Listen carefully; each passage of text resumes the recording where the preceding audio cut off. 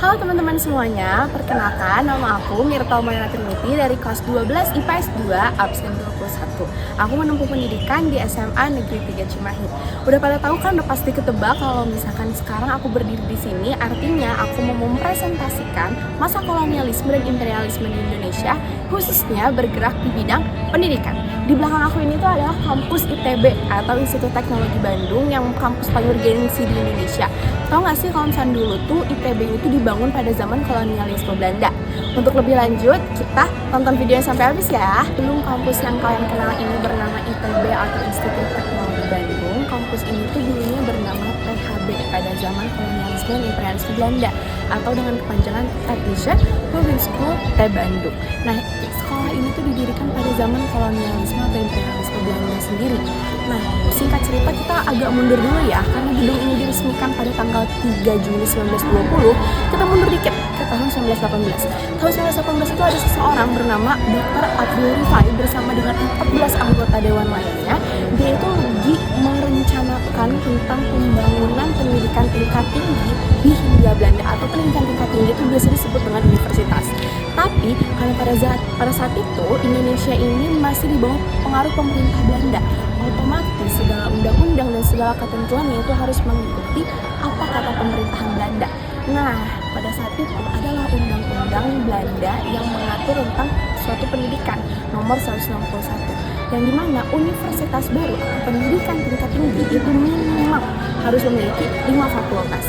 Tapi karena pada saat itu tahun 1918 sampai 1920-an itu masih ada pengaruh dari Perang Dunia I, otomatis Belanda itu mengalami suatu kerugian lah teman-teman ceritanya. Nah, kerugian ini tuh yang mengharuskan Belanda untuk mencari sumber daya manusia yang unggul dan yang lebih maju lagi di negara-negara jajahannya, termasuk negara Indonesia. Dan juga karena keterbatasan dana, alhasil Belanda ini tidak bisa untuk mendirikan 5 fakultas sekaligus. Alhasil hanya didirikanlah kurang lebih 1-2 fakultas saja, yaitu fakultas yang berfokus pada jurusan teknik mesin dan juga teknik sipil.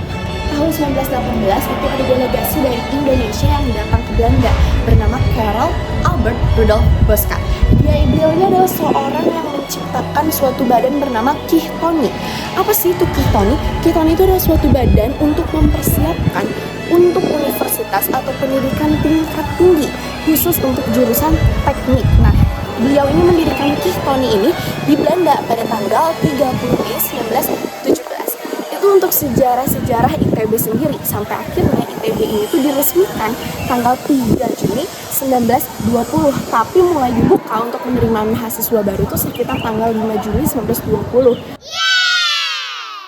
Kalau tadi tempat aku ngejelasin pertama-tama di awal-awal itu, kalian pasti ngeliatkan kenapa kok bangunannya kayak kuno banget, kayak Belanda banget. Emang benar-benar bangunan-bangunan di luar ini, di depan-depan sini yang menjadi ikon dari ITB ini tuh belum pernah direnovasi ataupun masih originalnya lah teman-teman, dari zaman kolonialisme sampai ke sekarang. Nah, ini tuh ada di daerah selatan, dari ITB sendiri. Dari selatan kalau makin maju sampai ke utara itu udah lebih diperbarukan lagi lah, udah lebih modern gedung-gedungnya.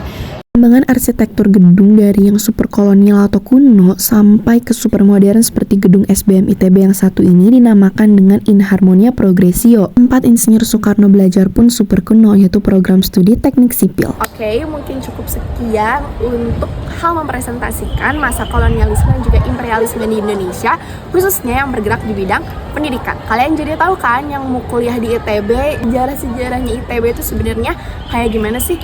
Nah, udah aku cantumin di videonya ya. Terima kasih sudah menonton. Bye-bye.